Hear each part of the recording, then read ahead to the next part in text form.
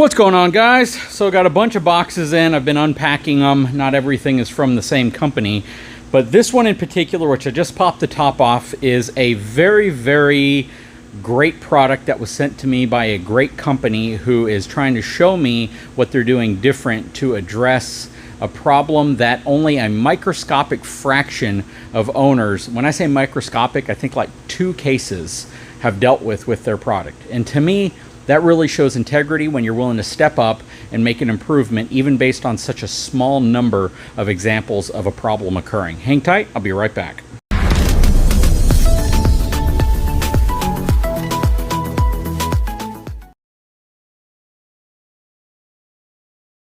Okay, first we got to get this thing unboxed. This is a GENY Gooseball, and you guys have probably seen multiple videos on the channel where I've talked about this. 25,000 pound rated offset Gooseball using a very innovative wing right here to keep the main ball from rotating once it's in its offset position, which is really the only position it can be in. Okay, so what you were looking at in front of you is the original Goosepuck that I removed from my truck, and we're looking at the modified Goosepuck, which is what they just sent me with the improvement. So first of all, they look pretty much identical. And where there was a potential problem with the first edition, which is this one, was with this weld right here. And it wasn't so much that it was poorly done. The weld is actually a really, really nice weld. But under extreme loads, like extreme loads, and you got to remember, this is a big lever arm with an inch-thick piece of plate steel right here. This piece, I'm assuming during assembly, slides in and is welded all the way around and attached to this plate. And this part right here being the part that drops into your puck system. You can see that the tolerances there are incredibly tight because there's really no gap. I mean, it literally looks like it probably is hammered into place or pressed into place. So the chances of this ever coming out of this is really, really slim.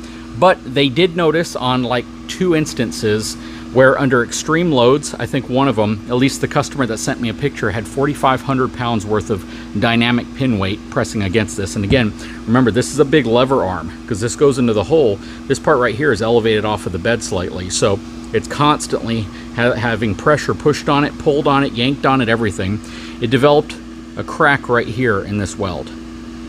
So whenever they reached out to GENY said, well, we've made an improvement to that, based off of either one prior instance or this customer specifically.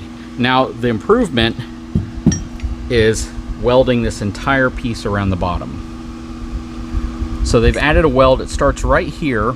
I don't know if it's supposed to be continuous right there or not, but this entire weld is now placed around this bottom piece. And if you put them side by side, you can see what I'm talking about.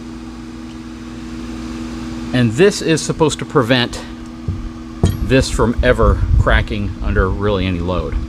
But this is the main offset portion of the GENY Goosepuck.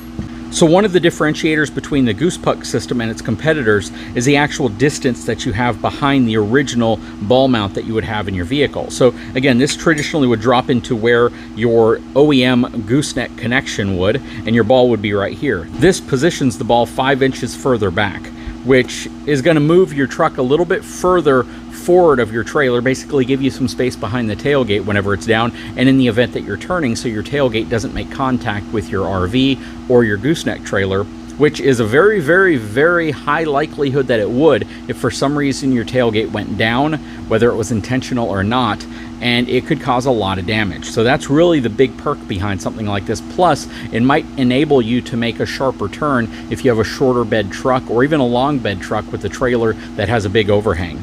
But yeah, the improvement here is pretty significant, right? That's a big continuous weld that they've put all the way around this section. The top looks really, really nice. This one, again, it's pretty much the same thing. Up top, you have that same continuous weld, except there's no weld here on the bottom. And that alone should be significant enough to prevent this from ever cracking right here. I don't think that most people would ever have an issue with this actually having that problem, but it's good to know that the folks over at GENY were very proactive, saw just 2 instances, I believe, of this being an issue, fixed it, reinforced it, and continued to do what they do best, and that is to severely overbuild their products. Very cool. Even if this weld had gotten larger, there's virtually no chance that it would have detached from this assembly right here, causing the trailer to have some type of catastrophic incident. If anything, it just caused this to probably tilt down a little bit, maybe slightly touch the bed of the truck.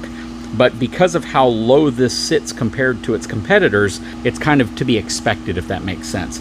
The competitors, which I actually have one right there, sits like 8.5 inches off of the bed, which is like this high, which is virtually impossible for a lot of folks to use because they just don't have that type of adjustability with their gooseneck coupler to actually put it inside of the gooseneck trailer sleeve far enough, or even with a Goose box, or even with a Gen Y Executive, to be able to raise it up high enough to prevent the trailer from being nose high whenever you're coupled to a ball that's this high up in the air.